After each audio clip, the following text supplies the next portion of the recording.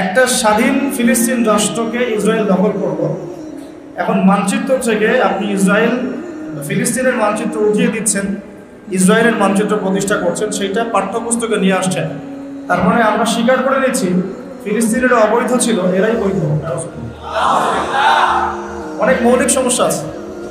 যৌন শিক্ষা দেওয়ার নামে আমরা আমাদের ছোট ছোট বাচ্চার মধ্যে বোঝাচ্ছি 15 থেকে 20 বছর।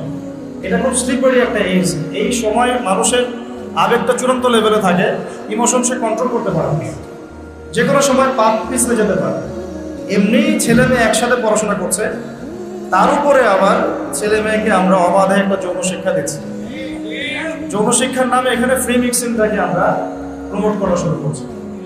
এমনিতেই তার আগে থেকেই হারাম সম্পর্ক ছিল, তার উপরে পাঠ্যপুস্তকে যখন এগুলো পড়বে, এগুলো নিয়ে ডিসকাস করবে, কথাবার্তা বলবে, আগেই অ্যাফেয়ার করতো, এখন আরো খারাপ কোনো সম্পর্ক করবে। আর আমরা পশ্চিমাদেরকে হুবাহু অনুসরণ করছি এবং তাদেরকে আমাদের ইলাহ বানিয়ে নিচ্ছি। শিক্ষার মধ্যে এই মোটা দাগে সমস্যা করা হচ্ছে। এতে করে বাচ্চাদের চরিত্র নষ্ট হয়ে যাচ্ছে, ভবিষ্যতে আরও হবে যদি এগুলো লাগাম টেনে না ধরা হয়। আর লাগাম টেনে ধরার দায়িত্ব বা কর্তৃত্ব আমাদের হাতেও নাই। যাদের হাতে আছে তাদের পর্যন্ত মেসেজ পৌঁছে দেওয়া আমাদের দায়িত্ব। আরও সমস্যা হচ্ছে, আমরা দেখলাম সেখানে যৌন শিক্ষার চেয়ে এক ধাপ এগিয়ে, নারী পুরুষের অবাধ মেলামেশার থেকে এক ধাপ এগিয়ে ছেলে ছেলের যে জেনা, নাউজুবিল্লাহ, সমকামিতা, এটাকে আমরা প্রমোট করা শুরু করলাম এবং এটাকে নতুন একটা ভার্সনে বইপত্র নিয়ে আসছি। তার নাম হলো শরীফ থেকে শরীফ। শিক্ষার মধ্যে আমরা আসলে ভালো নাই এখন। আর এই 15 বছরের সিলেবাসের মধ্যে তারা 15টা হাদিস মুখস্থ করবে কিনা আমার জানা নেই, 15টা সূরা তাদের তাফসীর পড়ানো হবে কিনা আমাদের জানা নেই, 15টা ফিকহের মানে মাসআলা তারা মুখস্থ রাখতে পারবে কিনা আমরা জানি না। 15 বছর পর আবার সমস্যা হচ্ছে কি, যে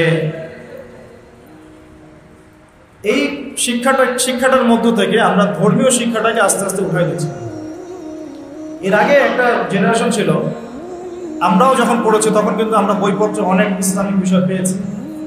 আকীদা ছিল, ইমানের বিষয়গুলো ছিল, উসুল ছিল, ফিকহ ছিল, মাসলা মাসাইল ছিল, এমনকি কবিতা সাহিত্য এগুলোর মধ্যে মুসলিমদের ভূমিকাগুলো ছিল।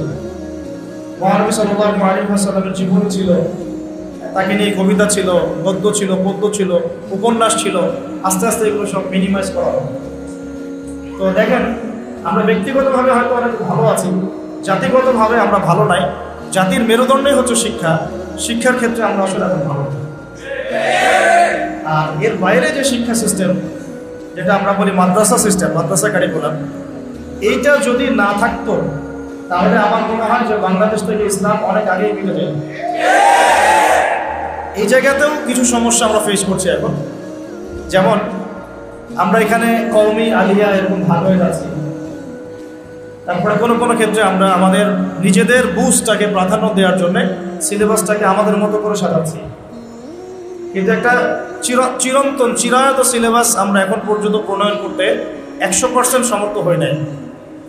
কি সিলেবাস? যেটার মধ্যে ইসলামিক এবং জেনারেল শিক্ষার একটা সমন্বয় থাকবে, এরকম সিস্টেম কিন্তু আমরা এখন পর্যন্ত মানে উঁচু লেভেল থেকে বাস্তবায়িত হতে দেখিনি। এখানে প্রবলেমটা হচ্ছে কি, যে আমরা অনেকে হয়তো মুফতি হয়ে যাচ্ছি, ইফতা দিয়ে ফেলছি, কিন্তু আমরা ভৌগোলিক বিষয়গুলো সম্পর্কে খোঁজখবর রাখতেছি। অর্থনীতি আমরা খুব একটা বুঝতে পারছি না, ওয়ার্ল্ড ইকোনমিক্সের কথা বলছি। তারপরে গ্লোবাল জিও পলিটিক্স আমরা বুঝতে পারতেছি না। আমরা কোনো কোনো ক্ষেত্রে এই বর্তমান বিশ্বের সংকটগুলো মোকাবেলা করতে পারতেছি না। কোরআন হাদিস আমাদের হাতে আছে, এটা দিয়ে আমরা ওয়ার্ল্ডকে চ্যালেঞ্জ করতে পারতেছি। এদিকে কিন্তু কোরআন হাদিস আমি শিখছি, এটা কিছুটা সংস্কারের দাবি রাখে। এটা ওলামায়ে কেরামরা বুঝবেন, হয়তো এটা সবার দায়িত্ব না, ওলামায়ে কেরামরা এটা বুঝবেন এবং তারা ফিকির করছেন যে কীভাবে এটাকে আরও আপডেট করা যায়। মূল জিনিস ঠিক থাকবে, কিন্তু সমসাময়িক উপকারী জ্ঞানগুলো আমাদের দরকার আছে। আমরা কথা বলছি যে মাইক্রোফোন দিয়ে, যে রেকর্ডিংগুলো হচ্ছে, আমাদের হাতে যে ফোনগুলো অনেকের, এগুলো কাইন্ডলি ভিতরে রাখেন। তারপরে প্রযুক্তিগত বিষয়, অ্যাপস, গুগল, ফেসবুক, ইউটিউবিং, যেগুলো প্ল্যাটফর্মের দিকে তাকান, কোনোটাই আমাদের ক্রিয়েট করা না, কোনোটাই মুসলমানদের ক্রিয়েট করা না। কেউ অসুস্থ হয়ে গেলে যে হসপিটালে আপনি যাচ্ছেন, সেই হসপিটালটা আপনারা প্রতিষ্ঠা করেন নাই, আমরা করি নাই। ওটা করেছে কোনো সেকুলাররা। প্রযুক্তিগতভাবে তারা এগিয়ে যাচ্ছে এদিক দিয়ে। প্রযুক্তি ওদের হাতে, তথ্য ওদের হাতে, ডেটা ওদের হাতে, উন্নত প্রযুক্তি যেটা দিয়ে আপনার গোপন জীবন পর্যন্ত মনিটর করা যায়। আপনি আপনার ওয়াইফের সাথে কি কথাবার্তা বলেন, যদি আমি চাই এবং আমার কাছে অথরিটি থাকে, আমি সেটা মনিটর করতে পারবো। আপনি বুঝতেই পারবেন না, আর এটা আমাদের হাতে নাই। আমরা এখানে পিছিয়ে গেছি, তথ্য প্রযুক্তির ক্ষেত্রে আমরা কিন্তু অনেক কিছু পিছিয়ে গেছি। ইন্টারনেট সেকশনে আমাদের অবদান কি? আমরা কতগুলো ইসলামিক অ্যাপস তৈরি করতে পেরেছি, কতগুলো আমরা ডাটাবেস তৈরি করতে পেরেছি, সার্চ ইঞ্জিন আমাদের কতগুলো আছে, আমাদের ডাটাবেস কতগুলো। তো এগুলো ভাবতে হবে আমাদের। মানে যে তথ্য প্রযুক্তির বড় বড় কোম্পানিগুলো, এগুলোর মালিক কতজন মুসলমান? তো বেশিরভাগ ক্ষেত্রে আমরা দেখা যাচ্ছে কি যে এগুলো আমাদের হাতে না থাকার কারণে, আমরা পিছিয়ে পড়ার কারণে আমরা ইহুদি খ্রিস্টানদের উপর নির্ভরশীল হয়ে পড়েছি। যে আমরা অনেকে ব্যক্তিগতভাবে ভালো আছে, তো শিক্ষা সিস্টেমটা কিন্তু ধ্বংস হওয়ার কথা। এখান থেকে বের হওয়ার জন্যে, এখান থেকে জাতিকে বের করার জন্যে আমাদের সবার আগে দরকার দ্বিমুখী শিক্ষার মেরুকরণটা দূর করা। দ্বিমুখী শিক্ষার মেরুকরণটাকে দূর করতে না পারলে আমরা আমাদের জাতিটাকে নিয়ে শঙ্কিত। সামনে আমাদের সন্তানদের ভবিষ্যৎ কি হবে, তারা নীতি নৈতিকতার ক্ষেত্রে কোন জায়গায় নামতে পারে, এটা নিয়ে আমরা সত্যি উদ্বিগ্ন। আল্লাহ পাক আমাদেরকে বোঝার তৌফিক দান করেন। যেভাবে আমরা এগিয়ে যাচ্ছি, যদি দেখা যায় যে আজকে থেকে 5 বছর পরে বা 10 বছর পরে একটা ছেলে একটা ছেলেকে বাসায় নিয়ে আসে, নিয়ে এসে বলে যে বাবা আমরা বিয়ে করেছি, মা আমরা বিয়ে করেছি, আউযুবিল্লাহ, যদিও সে বাইরের দিক থেকে ছেলে কিন্তু ভিতরে জানো সে মেয়ে। তো আমরা কিন্তু অবাক হব না যা চলছে এগুলো দেখতে থাকলে। বদর উহুদ খন্দকের নাম নেন কিভাবে মুখ দিয়ে?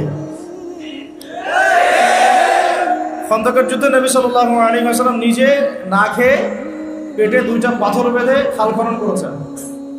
প্রচণ্ড ঠান্ডার মধ্যে ফ্যানের নিচে বসে আছি, এসির মধ্যে বসে আছি, গাড়িতে করে আসলাম, আমাদের ধৈর্য কুলায় না। হ্যাঁ দাঁড়ান বলি, তায়েফে আমি গিয়েছিলাম কয়দিন আগেই। তায়েফে নবী সাল্লাল্লাহু আলাইহি ওয়াসাল্লাম 80 মাইল মানে প্রায় 100 কিলো, প্রায় 100 কিলো রাস্তা তিনি পায়ে হেঁটে গিয়েছেন, কোনো বাহনে চড়ে না, পায়ে হেঁটে 100 কিলো গিয়েছেন। একজন সাহাবীকে সাথে নিয়ে, যায়েদ ইবনে হারসা রাদিয়াল্লাহু আনহু, সেখানে গিয়ে তিনি মক্কার বিপরীতে একটা সাপোর্ট আশা করেছিলেন। তায়েফবাসী ইসলাম কবুল করলে আবু জাহেল, আবু লাহাব, উতবা সাহেবার এগেনস্টে একটা মানে জিওপলিটিক্যাল সাপোর্ট আমরা পাবো। তো সেখানে তারা তো ইসলাম কবুল করেই নাই, বরং 3টা বড় বড় গোত্র, আব্দে ইয়ালাইল, আব্দে মাসউদ আর হাবিব বিন আমর, এই 3টা বড় বড় গোত্র ছিল। 3 ভাইয়ের ইসলাম তো কবুল করেই নাই। 1.5 মাস নবীজি পরিশ্রম করেছেন। 1.5 মাস। কত মাস? 1.5 মাস পরিশ্রম করেছেন, পায়ে হেঁটে গিয়েছেন গ্রীষ্মকালের জুন জুলাই মাসের তপ্ত রোদের নিচে, মরুভূমির ওয়েদারে, আমাদের মতো কমফোর্টেবল ওয়েদার না। 1.5 মাস থেকেছেন, দাওয়াত দিয়েছেন, দাওয়াত তো একজন কবুল করেই নাই, উল্টা নবী সাল্লাল্লাহু আলাইহি ওয়াসাল্লামকে রক্তাক্ত করে তায়েফ থেকে বের করে দিয়েছে। সেই নবীর উম্মত আমরা একদিন, এক রাত, 1 ঘন্টা, 2 ঘন্টা ধৈর্য হারা হয়ে যায়। আমরা দিন কায়েম করবো কিভাবে? কারণ দিন কায়েম করা আর দিনের দাওয়াত দেওয়া এগুলো এক জিনিস না। আজকে আসছি আমি দিনের দাওয়াত দিয়ে চলে গেলাম, এখানে দিন প্রতিষ্ঠা হবে এমন না বিষয়। দিন প্রতিষ্ঠা মানে হচ্ছে এমন একটা গাছ রোপণ করা, এমন একটা বৃক্ষ রোপণ করা যার শেকড়টাও পবিত্র, যার ডালপালা পবিত্র, ফলও দেবে কি পবিত্র। এখন আমরা ফল আশা করতেছি, ডালপালা নিয়ে পড়ে আছে, আজকে এই ইস্যু, কালকে সেই ইস্যু। বাস্তবতা হচ্ছে ওই শেকড়টাই পচে গেছে, শেকড়টা কিন্তু নাই, পচে গেছে। আজকে ট্রান্সজেন্ডার ইস্যু আসছে, আমরা লাফাচ্ছি, মানে অনেকে কথা বলছি, আমরা সম্মেলন করতেছি, লেখালেখি করতেছি, বইপত্র লঞ্চ করতেছি, অনেকে বক্তব্য দিচ্ছি। এই তো কয়েকদিন আগে আবার আসছিল আরেকটা ইস্যু, তখন ওইটা নিয়ে আমরা কথা বললাম, প্যালেস্টাইন। তারপরে আবার শিক্ষা ইস্যু আসলো, ওইটা নিয়ে কথা বললাম। আমরা একটা একটা করে সমস্যা নিয়ে হাতড়ে ফিরতেছে অন্ধকারে। আসলে সমস্যাটা মূলত গোড়ায়, ওই শেকড়টাই তো অপবিত্র। এই অপবিত্র বৃক্ষের মধ্যে কোনো পবিত্র ফল আশা করা যায় না। এখন আমাদের হাতে দুইটাই অপশন। একটা হচ্ছে এই অপবিত্রতাটাকে বা এই যে পোকা ধরেছে এখানে, এটাকে মেডিসিন প্রয়োগ করে এই পোকাগুলোকে সারানো, নিরাময় করা, গাছটাকে বাঁচানো। আমরা এই পদ্ধতিতে হাঁটছি এখন, দাওয়াতের মেহনত। দাওয়াতের মেহনত মানে এইটাই। আরেকটা পদ্ধতি হচ্ছে যে যদি মেডিসিন প্রয়োগ করে ওটাকে রিকভারি করা না যায়, তখন ওই শেকড়টা উপড়ায় ফেলতে হয়। এই দুটো ছাড়া কিন্তু আসলে কোনো অপশন নাই সলভ করা। কারণ আমরা সলভ করতেছি ওলামা কেরামের সাথে পরামর্শ করে। আমরা কোন পথে হাঁটতেছি? আমরা হাঁটতেছি এখন কিন্তু মেডিসিন দেওয়ার পর। মেডিসিন দাও, যেখানে যেটা রোগ সেখানে সেই মেডিসিন দিয়ে আসো। কিন্তু এটাতে আদতে কতটুকু কাজ হচ্ছে এটাও একটা ভাবার বিষয়। শেকড়টা পচে গেছে, আর এই পচা শেকড় যদি একক মালিকানার হতো তাও একটা কথা ছিল। এই পচা শেকড়ের মালিকানা আবার যৌথ মালিকানা।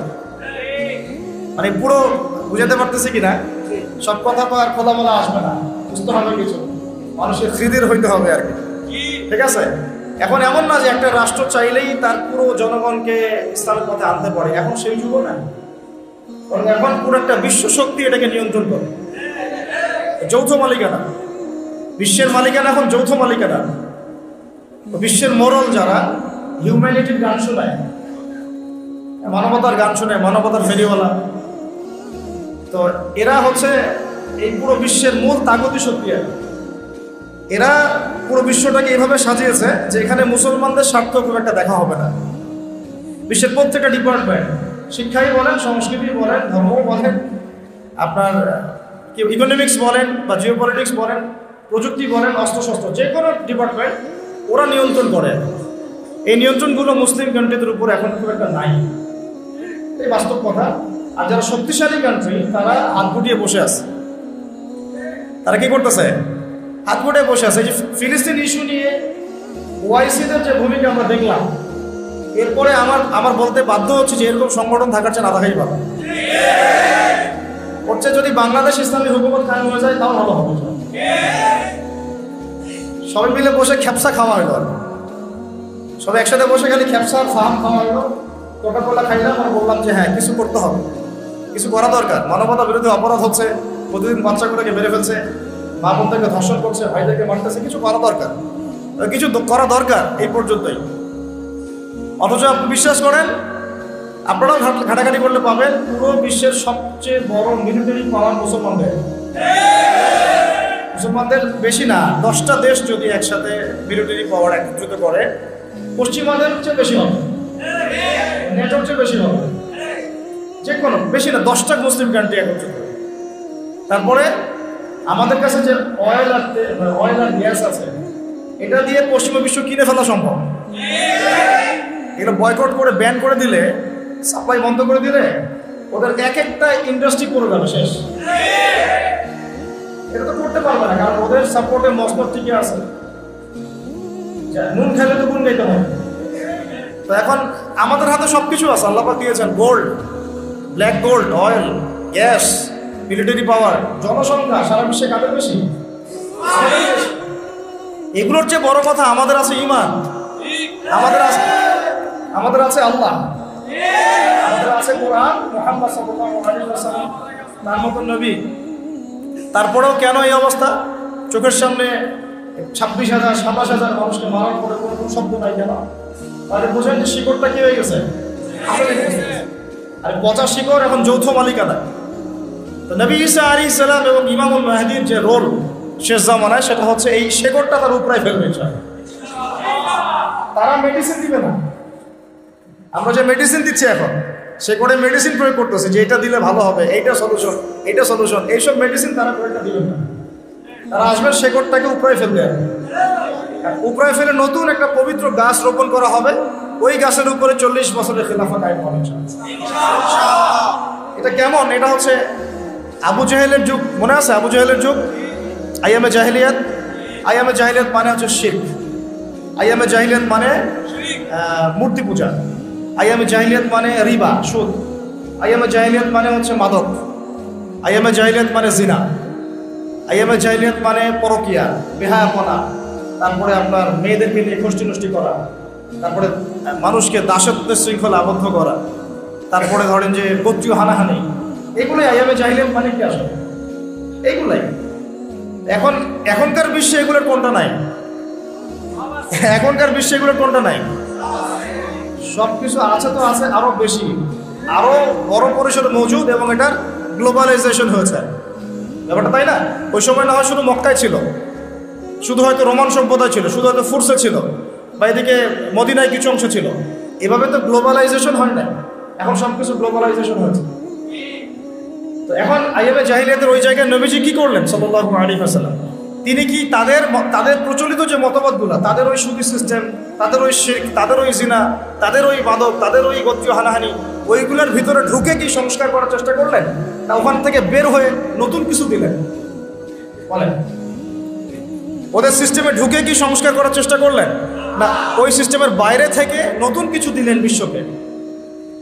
তিনি নিজে ওই সিস্টেমের বাইরে থাকলেন, নিজে জীবনে কখনো মিথ্যা বলেন নাই, নিজে জীবনে কখনো শিরক করেন নাই, নিজে কিন্তু কখনো তিনি মাদকের ধার কাছেও যান নাই, কখনো গোত্রীয় হানাহানিতেও যান নাই, রিভার কাছেও যান নাই। নবী হওয়ার আগেও তিনি কখনো এগুলো করেন নাই, নবী হওয়ার পরে তো বহুত দূরের কথা ব্যাপারটা, তাই না? তখনও মানুষ তাকে আল আমিন, আস-সাদিকুল আমিন বলতো, সত্যবাদী, মহাসত্যবাদী। তো সিস্টেমের ভিতরে ঢুকে না, বরং এই জাহিলিয়াতের বাহিরে থেকে নতুন কিছু দিয়ে জাহিলিয়াতকে দূর করার চেষ্টা করেছেন, এবং তিনি সফল হয়েছেন 100%। সেই নতুন কিছুটা কি? ওই জাহিলিয়াতের বিরুদ্ধে তিনি আল্লাহর ওহী দিয়ে সংস্কারের কাজ করেছেন। এই তো ওই জাহিলিয়াতের বিপরীতে তিনি আল্লাহর ওহী মানে কোরআন এবং নবীর সুন্নাহ, এই দুটাকে একত্রিত করে তিনি তার মিশন শুরু করেছেন। 23 বছর সময় লেগেছে, কিন্তু ওই জাহিলিয়াত পরিপূর্ণ দূর হয়ে গেছে, শিকড় একদম উপড়ায় ফেলে নতুন একটা পবিত্র গাছ রোপণ করেছে ব্যাপারটা, তাই না? এবং ওই গাছ যে ফল দিয়েছিল, সেই ফলটা আমরা ভোগ করেছি প্রায় 1250 বছর। কত বছর? ওই গাছের ফল খেয়েছি আমরা 1250 বছর। ওই 23 বছর পরের মক্কায় আপনি কোনো শিরক পাবেন না, 23 বছর পরের মক্কায় আপনি কোনো রিবা পাবেন না, কোনো জিনাই নাই, দুই একটা থাকতে পারে, তার বিচার হচ্ছে। কোনো মাদক দ্রব্য পাবেন না, যদি হয় কেউ খায় তাও শাস্তির আওতায় আনা হচ্ছে। কোনো ধর্ষণ নাই, যদি কেউ করে তাহলে শাস্তির আওতায় আনা হচ্ছে। কোনো গোত্রীয় হানাহানি নাই, সবাই ভাই ভাই হয়ে গেছে। তিনি কি জাদু করেছেন? মানুষকে ফু দিয়ে দিয়ে কাজ করেছেন? খালি আসো ফু দিয়ে দিই, হ্যাঁ আমরা যেটা করি আর কি, এখন পানি পানি নিয়ে যাই। তিনি কি খালি খোরমা জিলাপি বিতরণ করেছেন? তিনি কি সেহের জাদু করেছেন মানুষের উপরে? কাউকে ভয় দেখিয়েছেন? কারোর উপর কোনো প্রেশার ক্রিয়েট করেছেন? তিনি মানুষের অন্তর্জগৎ, আত্মার জগৎটাকে পরিবর্তন করে দিয়েছেন। তিনি ফার্স্ট অফ অল মানুষকে বুঝিয়েছেন যে এই জীবনটাই চূড়ান্ত জীবন না।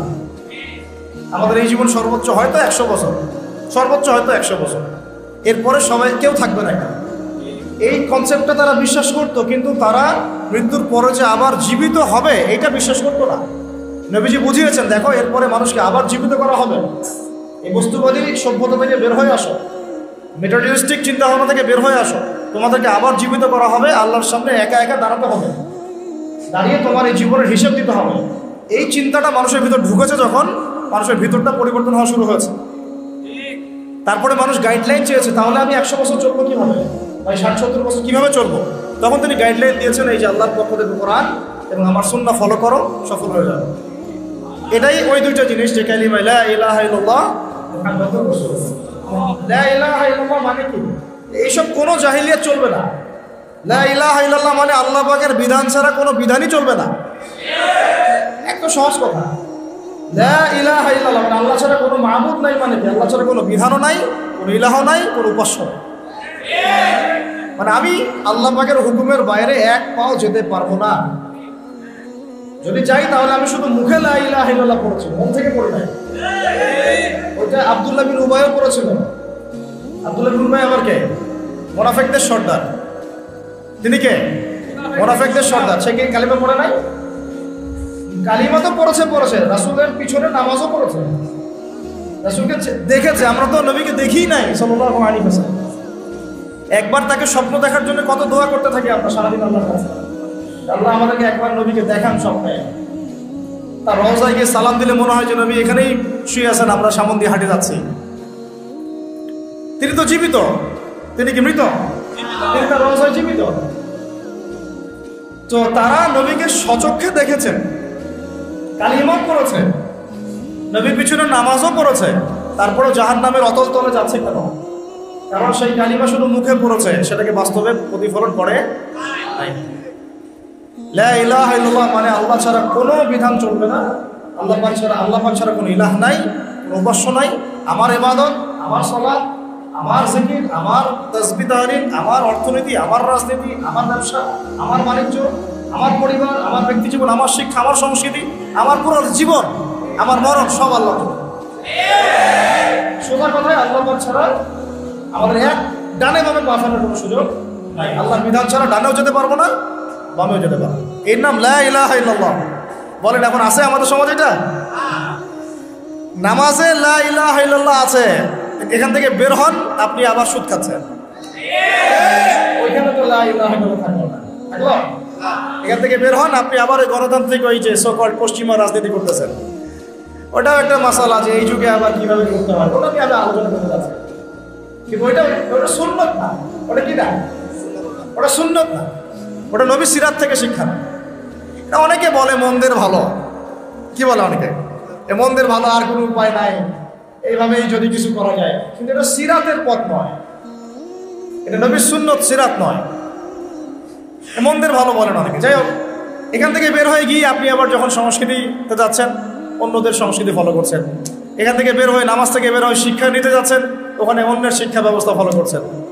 এখান থেকে বের হয়ে আপনি ব্যবসা বাণিজ্য চাকরি বাকরি করছেন, ওখানে গিয়ে আবার অন্যের বিধান ফলো করছেন। লা ইলাহা ইল্লাল্লাহ সব জায়গায় থাকলো কোথায়?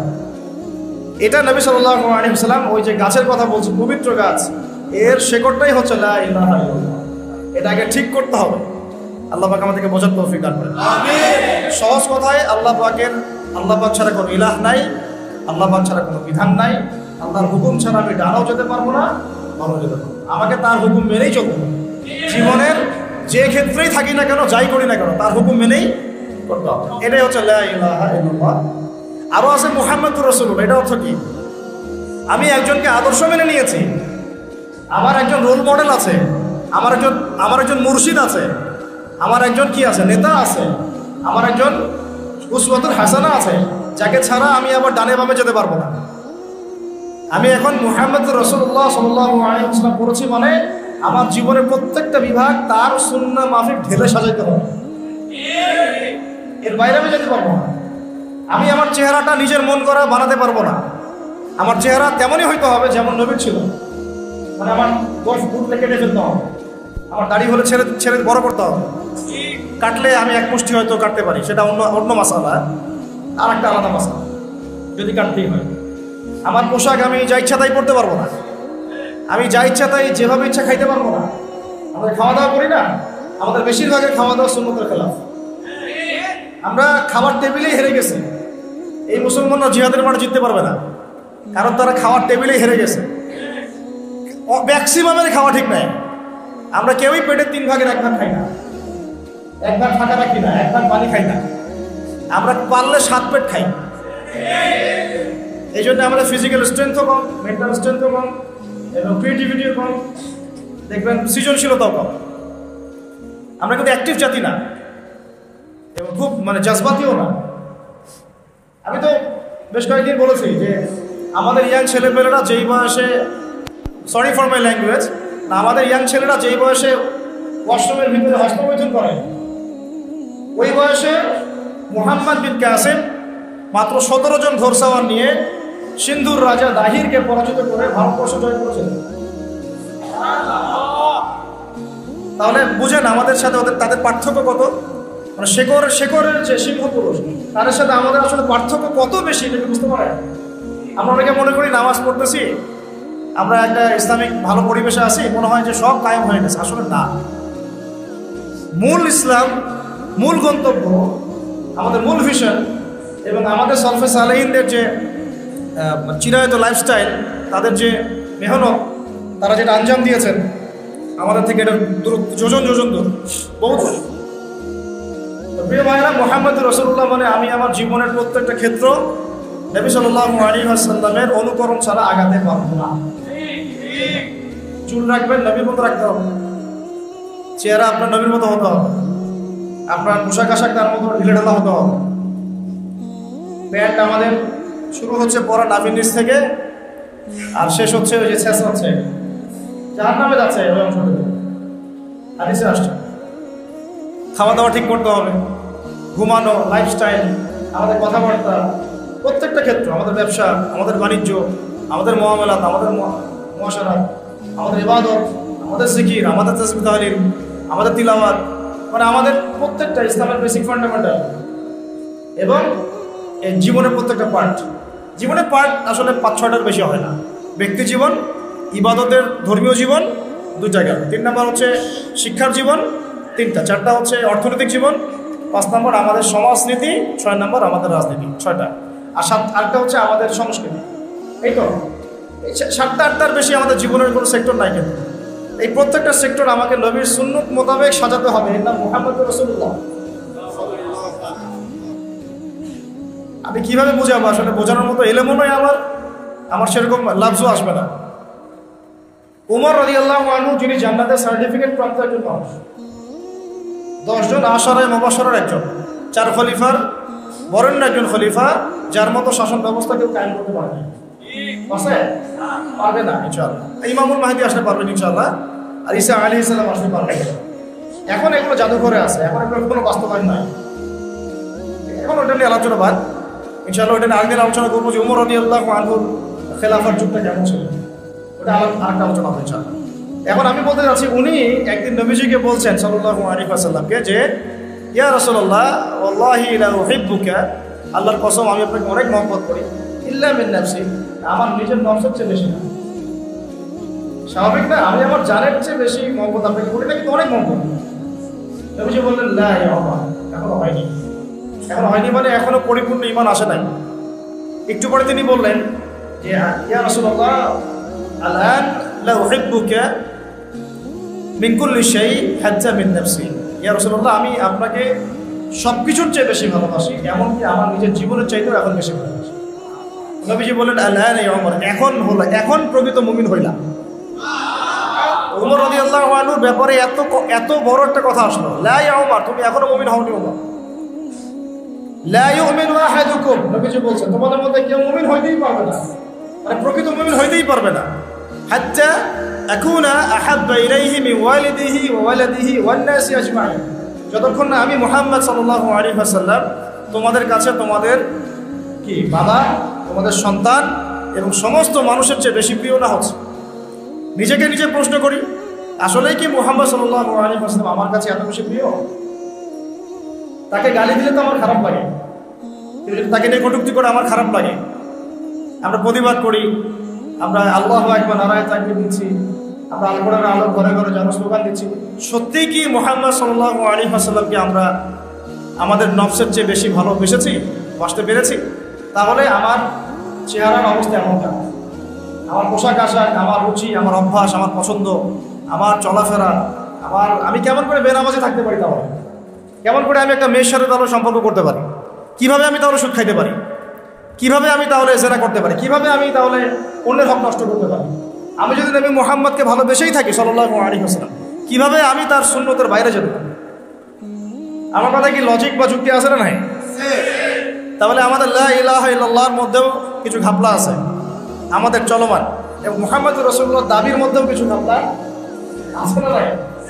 এই ঘাপলাগুলো দূর করে আমাদেরকে একটা পবিত্র বৃক্ষ রোপণ করতে হবে।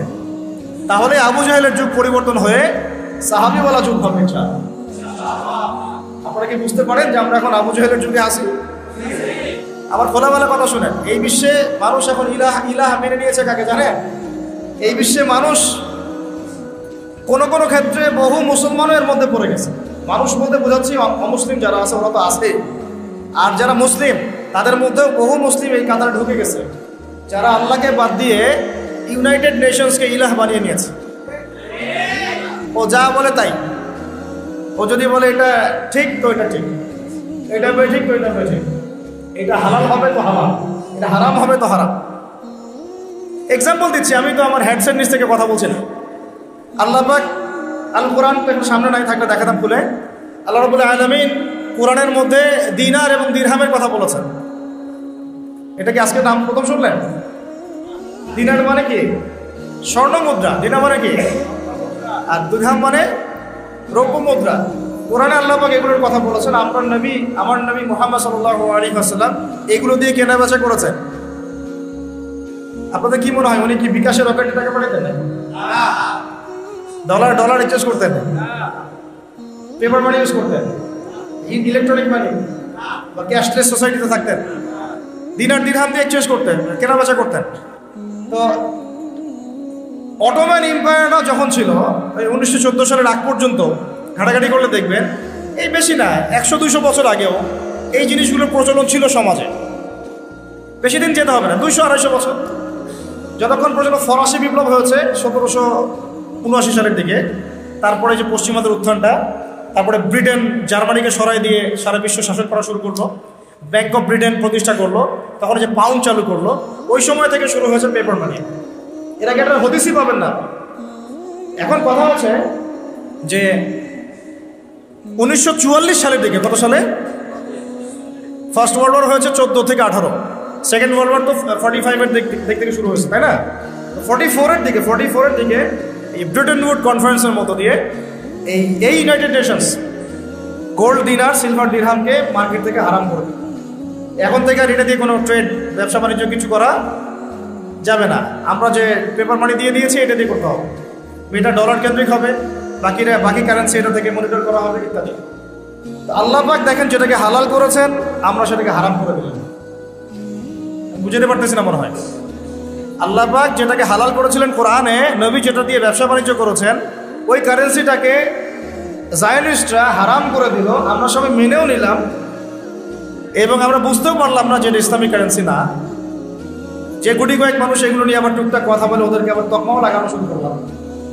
তো এখন আল্লাহর হালালকে যদি কেউ হারাম করে, আল্লাহর হারামকে যদি আবার কেউ হালাল করে, তাহলে একে কোরআন সুন্নাহর ভাষায় কি বলা হয় আমি ফতোয়া দিব না, ওলামায়ে কেরামের কাছে জিজ্ঞাসা করব। এখন আমি এমনি বলি নাই যে আমরা এদেরকে ইলাহ বানিয়ে নিয়েছি। ইলাহ মানে কি? যার কথা মেনে চলা হয়, যে আমার উপাস্য, যার কথা আমি ভক্তি শ্রদ্ধার সাথে মেনে চলি, যে আমাকে বলে উঠো আমি উঠি, যে বলে বসো আমি বসি, এই তো ইলাহ। এমনকি প্রবৃত্তির যে কথাটা আছে, আমরা প্রবৃত্তি, মনের বাসনা, মন চাচ্ছে একটা মেয়ের সাথে জেনা করবেন, কথা বলবেন, ফ্রি মিক্সিং যাবেন, মন চাইলে আপনি চলে গেলেন। এই মন যে চাইলে আপনি করলেন, এটাকেও বলা হচ্ছে প্রবৃত্তির দাসত্ব। প্রবৃত্তির সূরা ফুরকান খুলে দেখবেন, আর আইতা মান ইত্তাখাযা ইলাহাহু হাওয়াহু আফা আনতা তাকুনু আলাইহি ওয়াকিলা। আল্লাহ পাক বলছেন, হে নবী, আপনি কি সেই ব্যক্তির জিম্মেদারি নিতে চাচ্ছেন যে তার নফসকে, প্রবৃত্তিকে ইলাহ বানিয়ে নিয়েছে? প্রবৃত্তিকে ইলাহ বানিয়ে নেওয়া মানে কি? মন যা চায় সে তাই করতে চাচ্ছে। মন চাইলে একটু ড্রিঙ্কস করে ফেলবো, মন চাইলে একটু আমি এখন নামাজ বাদ, আগে পাবজি খেলবো, ওইটা হচ্ছে ওই গেমসটাকে সে ইলাহ বানায় নিল, প্রবৃত্তিটাকে। মন চাইলো যে আমি একটা পর্ন দেখে ফেলাই, তখন ওই যে প্রবৃত্তির চাওয়াটা, এটাকে সে ইলাহ বানায় নিল। এটাকে আল্লাহ পাক ইলাহ বলছেন। আর আইতা মান ইত্তাখাযা ইলাহাহু হাওয়াহু, যে ব্যক্তি তার হাওয়াকে ইলাহ বানিয়ে নিল। তাহলে ইলাহ শব্দের ব্যাখ্যা বুঝতে পারলেন? তাহলে এখন বলেন বৈশ্বিক প্রেক্ষাপটে আমাদের ইলাহ কি এখন আল্লাহ পাক আছেন না নাই? বাস্তবতায় আসলে ওয়ার্ল্ড অ্যাফেয়ার্সে নাই। আল্লাহ এবং তার রাসূল যাই বলুক, এরা কানও দিবে না।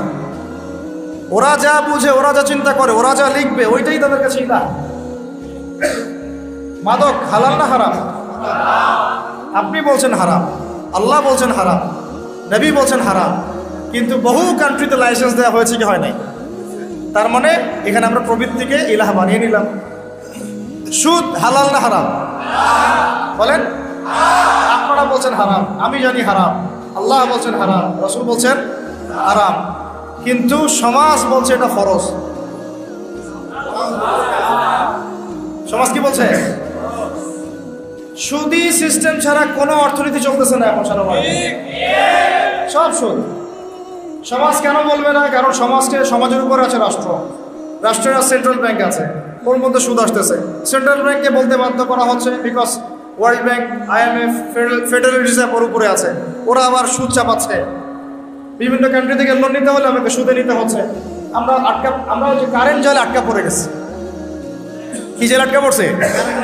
সুদে, রিবার, কারেন্ট জালে আটকা পড়ে গেছে, বেরোনোর সুযোগ নেই।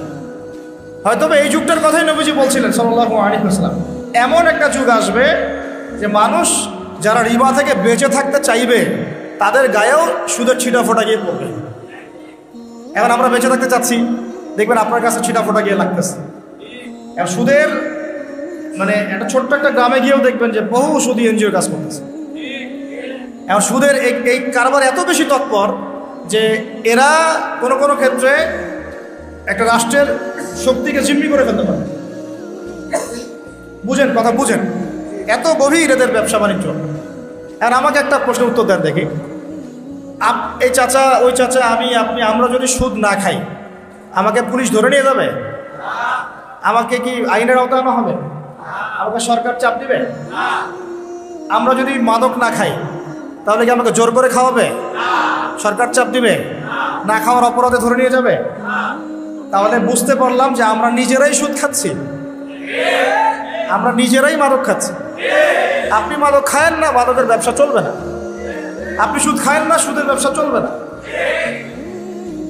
আপনি খ্রিস্টান হয়েন না, ওরা ইসাই মুসলিমদের তৎপরতা চালাতে পারবে না। আপনি ওই যারা আল্লাহ নবী সাল্লাল্লাহু আলাইহি ওয়াসাল্লামের পরেও নবুয়ত দাবি করতেছে, নাউযুবিল্লাহ, ওই যে কি নাম, কাদিয়ান, ওদের বিজনেস আপনি ওটা লঞ্চ করেন না, ওদের সাথে সম্পর্ক রাখেন না, তাহলে আপনি সেফ থাকলেন। আমরা তো নিজেরাই এগুলোতে পা দিচ্ছি। তারপরে আমি দাবি করতেছি আমি লা ইলাহা ইল্লাল্লাহ পড়া মুসলমান, মুহাম্মাদুর রাসূলুল্লাহ পড়া মুসলমান সাল্লাল্লাহু আলাইহি ওয়াসাল্লাম। আর মূল কথা ভাই, অনেক কথা বলে ফেললাম, মূল কথাটাই ফিরে আসে। মূল কথাটা হচ্ছে যে আমাদেরকে এই নোংরা শেকড় উপড়ায় ফেলে বা একে মেডিসিন দিয়ে ঠিক করে একটা পবিত্র গাছে পরিণত করতে হবে। আর এই দায়িত্বটা ব্যক্তিগতভাবে কোনো ব্যক্তির না, এই দায়িত্বটা কোনো ইমাম সাহেবের একার না, কোনো সরকারের একার না, প্রশাসনের কোনো বিভাগের একার না, ওলামায়ে কেরামের একার না। এই দায়িত্বটা আমাদের এই 16 কোটি মুসলমানের। সবাই যদি যার যার জায়গা থেকে কাজ শুরু করেন বা দায়িত্ব পালন করা শুরু করেন, ইনশাল্লাহ দেখবেন সমাজ ঠিক হয়ে গেছে। মনে করেন আমরা আজকে নিয়ত করলাম আমরা এখানে যারা আছে কেউ সুদ খাবো, সুদের বাণিজ্য বাড়বে না কমবে? একটু হলেও তো কমবে, কমবে তো। যদি আমরা নিয়ত করি আমরা 15 কোটি মুসলমান কেউ সুদ খাবো, তাহলে সুদের বাণিজ্য কমবে না বাড়বে? ওরা ব্যবসা গুটায় চলে যাবে, খায় না আমি থাকে কি করবো? কথাটা বুঝেন। মাদকের অনেক কারবার চলতেছে, ইয়াবা থেকে শুরু করে ফেন্সিডিল, গাঞ্জা, হিরোইন, কত কি। আর আমরা যদি ইয়াংদেরকে বুঝাতে পারি এই 7 কোটি ইয়াং জেনারেশন কেউ মাদক খাবে না, ওরা কি ব্যবসা করতে পারবে? এভাবে একটা একটা করে ধরেন, সমস্যা এভাবে সলভ করতে হবে। শিক্ষা, শিক্ষা আমি এই শিক্ষা নিব না, আমি কোরআন সুন্নাহ ভিত্তিক শিক্ষা নিব। জোর করে চাপাবে আমাকে? প্রয়োজনে তখন যদি 10 কোটি মুসলমান বলে যে আমরা এইসব শিক্ষা নিব না, আমরা শুধু কোরআন সুন্নাহ ভিত্তিক, কোরআন সুন্নাহ ভিত্তিক জেনারেল শিক্ষা নিব, সমস্যা নাই। কোরআন সুন্নাহ ভিত্তিক জেনারেল শিক্ষা নিব, কোনো সমস্যা নেই। কিন্তু কোরআন সুন্নাহ বিবর্জিত শিক্ষা নিব না। আর কোরআন সুন্নাহর সাথে সাংঘর্ষিক এমন শিক্ষা তো নিবই না, যেমন শরীফ থেকে শরীফা। তো তখন কিন্তু এই শিক্ষাটা আর এভাবে লঞ্চ করতে পারবে না, আস্তে আস্তে কিন্তু কমে যাবে। মানুষ এগুলোর বিপক্ষে, তাহলে দেখবে সরকারও তখন বলবে যে মানুষ যেহেতু বিপক্ষে আমি কেন এটা আবার জোর করে লঞ্চ করতে যাব? তারাও তো মুসলমান পরিবারের সন্তান, তা আমরা ওদেরকে বোঝাতে হবে, তাদেরকে বোঝাতে হবে। এখন আমার কথাগুলো একটু মনের কান দিয়ে বোঝার চেষ্টা করেন যে এখন প্রবলেমগুলো অনেক গভীরে চলে গেছে। এইটা থেকে সলভ করার জন্য আমাদের কাছে রাস্তা এখন একটা, সেটা হলো নবী সাল্লাল্লাহু আলাইহি ওয়াসাল্লামের সিরাত। কি বললাম বলেন? আপনারা সবাই বাসায় গিয়ে 23 বছরে নবী সাল্লাল্লাহু আলাইহি ওয়াসাল্লাম যেভাবে দাওয়াতের কাজ করেছেন, মেহনত করেছেন, মানুষের ঘরে ঘরে দাওয়াত দিয়েছেন, মানুষের অন্তর্জগৎ পরিবর্তন করেছেন, মানুষকে পরকাল চিনিয়েছেন, আল্লাহর জবাবদিহিতার চেতনা জাগাই দিয়েছেন, হ্যাঁ, মানুষকে সোয়াবের কাজে উদ্বুদ্ধ করেছেন, হারাম থেকে দূরে রেখেছেন। এই যে তাসকিয়া, শুধু এলেম শিখান নাই, এলেম শিখিয়েছেন, আমল শিখিয়েছেন, তাসকিয়াও শিখিয়েছেন, তাসকিয়াও অর্জন করিয়েছেন। তারপরে সমাজ মেনে নেয় নাই, প্রয়োজনে হিজরত করে চলে গেছেন দূরে। সমাজ মেনে নেয় নাই, প্রয়োজনে তায়েফে গিয়েছেন। সমাজ মেনে নেয় নাই, প্রয়োজনে চলে গেছেন মদিনায়। ওখানে গিয়ে মাশাআল্লাহ আনসারী সাহাবীরা ইসলাম আগে থেকে কবুল করেছিল, সেখানে গিয়ে ইসলাম শক্তিশালী হয়েছে। তারপর আস্তে আস্তে আবার জিহাদ হয়েছে, হইতে হইতে এক পর্যায়ে মক্কা বিজয় হয়েছে। এই যে সিরাতের যে প্যাটার্ন, এই প্যাটার্ন ছাড়া এই বিশ্বে দিন কায়েম হবে না। অন্য যে রাস্তাগুলোতে আমরা হাঁটতেছি না, এইগুলো সিরাতের রাস্তা না। এই সিরাতের রাস্তায় আমাদেরকে ফিরে আসতে হবে। তো শুরুটা হবে কোথা থেকে? আমার ব্যক্তি জীবন থেকে। আমরা সবাই আগে নিজেরা লা ইলাহা ইল্লাল্লাহ নিজের মধ্যে ইনস্টল করবো, ইনশাআল্লাহ। নিজেরা নিজেদের জীবনে আগে ব্যক্তি জীবনে মুহাম্মদুর রাসূলুল্লাহ প্রতিষ্ঠা করব সাল্লাল্লাহু আলাইহি ওয়াসাল্লাম। তারপরে আমার পরিবারটা আমি ঠিক করব, এর মধ্যে আমার শিক্ষাটা আমি ঠিক করে নিব, কোন শিক্ষা শিখলে আমার পরকাল বাঁচবে, আমার সন্তানের শিক্ষা নিশ্চিত করব, আমি আমার এলাকার মধ্যে আমার সামর্থ্য অনুযায়ী দাওয়াতের কাজ করব। আমাদেরকে দাওয়াতের মেহনত করতে হলে গভীর জ্ঞান অর্জন করতে হবে। এই কারণে ওলামায়ে কেরামের সহবতে আসতে হবে, এসে আমাদেরকে সিলেবাস মেনটেন করে পড়াশোনা করতে হবে। তারপরে নিজের উপর সে আমলটা আবার প্রতিষ্ঠা করতে হবে। নিজে আমল না করে মানুষকে তো বলা যায় না। তারপরে কি আমাদের সন্তানকে মানুষ করার পরে আমাদের রিজিকটা আমরা হালাল করতে হবে, পুরো হারাম যেন না ঢুকে। মা বোনদেরকে পর্দায় রাখতে হবে। তারপরে আমর বিল মারুফের কাজ করতে হবে, নাহি আনিল মুনকারের কাজ করতে হবে। এভাবে ওলামায়ে কেরামদেরকে একটা জায়গায় আনার চেষ্টা করতে হবে। বিভক্তি বাড়ানো যাবে না, ঐক্যবদ্ধ করার চেষ্টা করতে হবে। এভাবে কাজ করতে থাকেন এবং সর্বমহলে দাওয়াত পৌঁছাতে হবে। শুধু মসজিদের মুসল্লিরা শুনবে, পার্লামেন্টের মানুষরা শুনবে না এমন না, তাদেরকেও ইসলাম শেখাতে হবে, তাদেরকে ইসলাম জানাতে হবে। আমার বিশ্বাস, দৃঢ় বিশ্বাসে তারা, আমি বিশ্বাস করি তারা 100% ইসলাম বুঝেই না। বুঝলেও অনেকে মানতে চান না, অনেকে বুঝেন না, অনেকে বুঝেও মানতে চান না। আমার বিশ্বাস তারা বুঝেন না, ইসলামের গভীরতা বুঝেন না। হয়তো আপনারা মডারেট ইসলাম ফলো করতে চান, ওই যে আমেরিকান ভার্সন অফ ইসলাম, ঠিক আছে, ব্রিটিশ ভার্সন অফ ইসলাম, এগুলো ভালো লাগে। কিন্তু মুহাম্মদ সাল্লাল্লাহু আলাইহি ওয়াসাল্লামের তরিকা, এই পথ, এই সিরাত, এই সুন্নাত, এই যে দিন লা ইলাহা ইল্লাল্লাহ প্রতিষ্ঠা করা, এটা আপনাদের কান পর্যন্ত হয়তো পৌঁছাচ্ছে না। সব মহলে দাওয়াত দিতে হবে, আমাদের প্রশাসনের ভাইদেরকে দাওয়াত দিতে হবে, আমাদের রাজনৈতিক ব্যক্তিবর্গকে দাওয়াত দিতে হবে। কাউকে অবহেলা করে দূরে সরাই দেওয়া যাবে না, ঘৃণা করা যাবে না, কাছে টানতে হবে, কাছে টেনে দাওয়াত দিতে হবে। আল্লাহ নবী আবু জেহেলকে দাওয়াত দেন নাই? বলেন।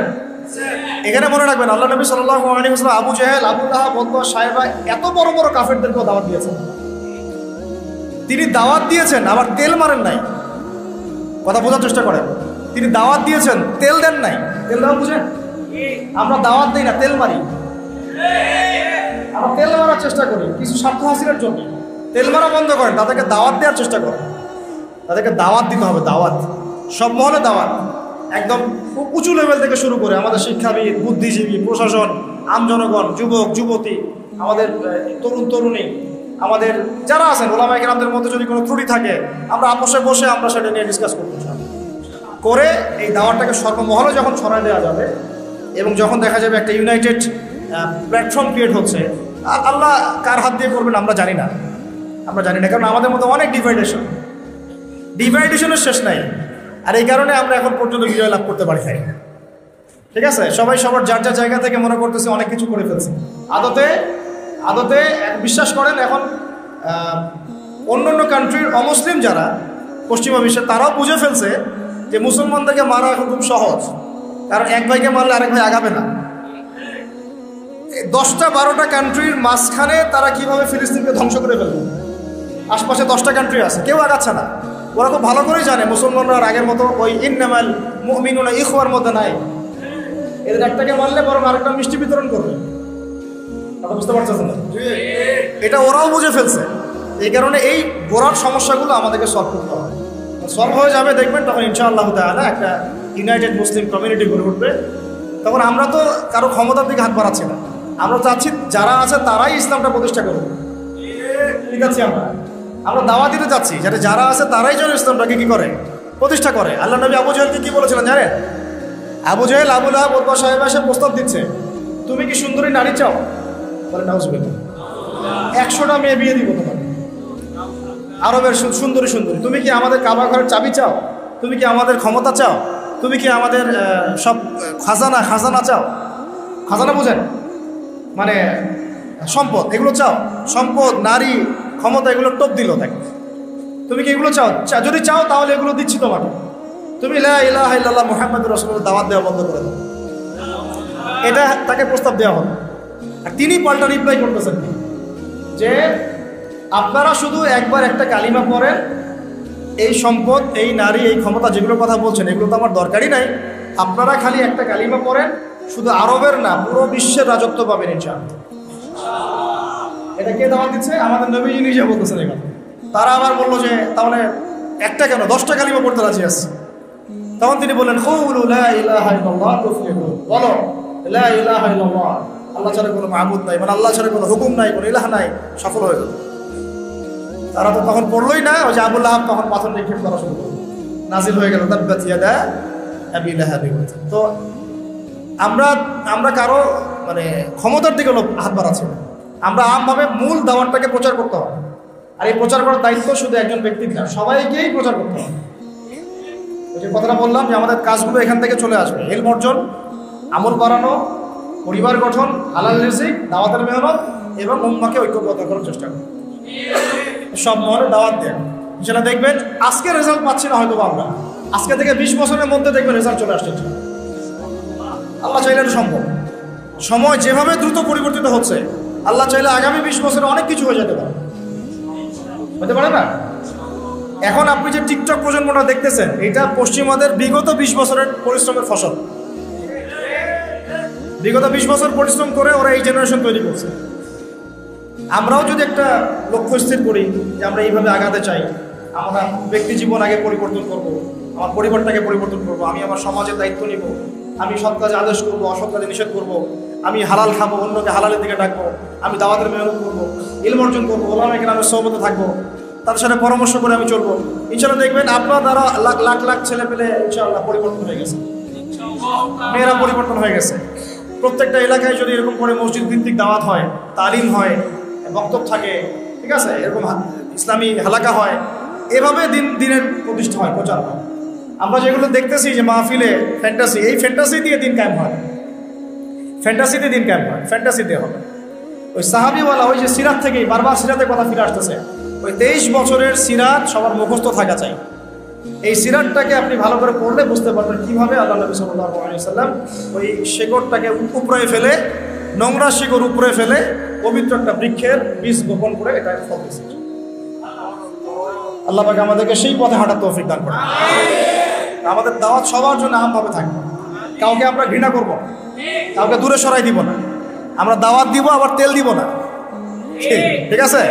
দাওয়াত দিব, তেল না। ব্যক্তিত্ব গায়রত বজায় থাকবে।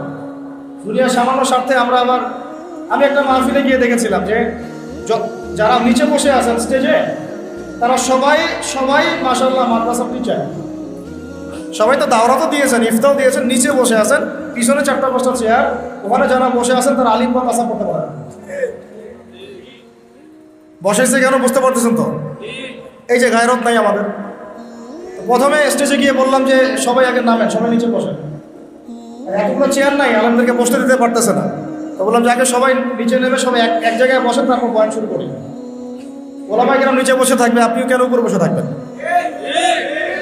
আপনারই বা ব্যক্তিত্ব এমন কেন যে আলেমরা নিচে বসে আছে, আমি আমার উপরে সিংহাসনে বসে আছি? এটা কি ধরনের আদব? তো এই জিনিসগুলো আমাদের তেল দেওয়া ফসল। রাসূল সাল্লাল্লাহু আলাইহি ওয়াসাল্লাম সাহাবায়ে কেরাম কাউকে তেল মারেন নাই, তারা দ্বীন প্রচার করেছেন, বৃদ্ধতার সাথে, মহব্বতের সাথে কাছে ডেকে বুঝিয়েছেন। যদি না মানে এটা তার দায়িত্ব। ফাযাক্কির ইন্নামা আনতা মুযাক্কির। আল্লাহ পাক বলেছেন তুমি উপদেশ দাও, তুমি শুধু উপদেশদাতা, লাস্তা আলাইহিম বিমুসাইতির, তুমি কারো উপর দারোগা না। অন্য সূরা আছে, সূরা আলার মধ্যে ফাযাক্কির ইন নাফাআতিদ যিকরা সায়াযাক্কারু মান ইয়াখশা। আপনি উপদেশ দেন, আপনি শুধু উপদেশদাতা, যারা আল্লাহকে ভয় করে তারা ফিরে আসবে ইনশাআল্লাহ। আচ্ছা, এটা আমাদের কাজ। এখন সমস্যা যেহেতু অনেক গভীর, এই জন্য আমাদের মেহনত হতে হবে অনেক বেশি। ওই জন্যে একজন আবু তোহা ভাই, একজন আজারি ভাই, একজন মুশতাকুর নবী হুজুর, একজন আব্দুল মালিক সাহেব, একজন আপনি বলেন আব্বাসী সাহেব, তাহেরকে বাদ দিবেন। মানে ইন্ডিভিজুয়াল ব্যক্তি এই বাংলাদেশ পরিবর্তন করতে পারবে না, এই ওয়ার্ল্ড পরিবর্তন করতে পারবে না, ইন্ডিভিজুয়াল ব্যক্তিরা পারবে না। এরকম মানুষ প্রত্যেক ঘরে ঘরে তৈরি করতে হবে, প্রত্যেক ঘরে ঘরে। মানে আপনি একটা বাচ্চা নেন, ওই বাচ্চাটাকে আলেম বানান। একটা মেয়ে আপনার হয়েছে, ওই মেয়েটাকে আপনি একদম মুহাদ্দিসা বানান, আলেমা বানান। আমাদের আলেমার যে কি পরিমাণ ঘাটতি, কি পরিমাণ যে আলেমার ঘাটতি আছে, যে আপনারা এসেছেন বসেছেন, আমি কথা বলতে পারতেছি। এরকম মহিলাদের কোনো জলসা হয়? মহিলা কয়টা হয়? খুবই কম, হাতে গোনা। তো এখন বাইরে যে ফিতনা সৃষ্টি করতেছে বেশিরভাগই তো মেয়ে। এদেরকে লাইন আনবে কে? আমি যদি এখন এরকম করে মেয়েদের সামনে কথা বলি, আমার লেকচার জীবনে কেউ শুনবে না। ওটা ছবি তুলে অনলাইনে দিয়ে ব্যাস কাম খালাস। আর তখন দেশে আর কোনো ইস্যু থাকবে না, ওই ইস্যু একটাই থাকবে, আবু তোহা ভাই মহিলাদের সাথে যা করলেন। ঠিক আছে, আর কন্টেন্ট বানানোর তো মানে আহাম্মকের অভাব নয়। কন্টেন্টের উপর কন্টেন্ট, ওদের মাথায় যে কত কি খেলে আল্লাহ ভালো।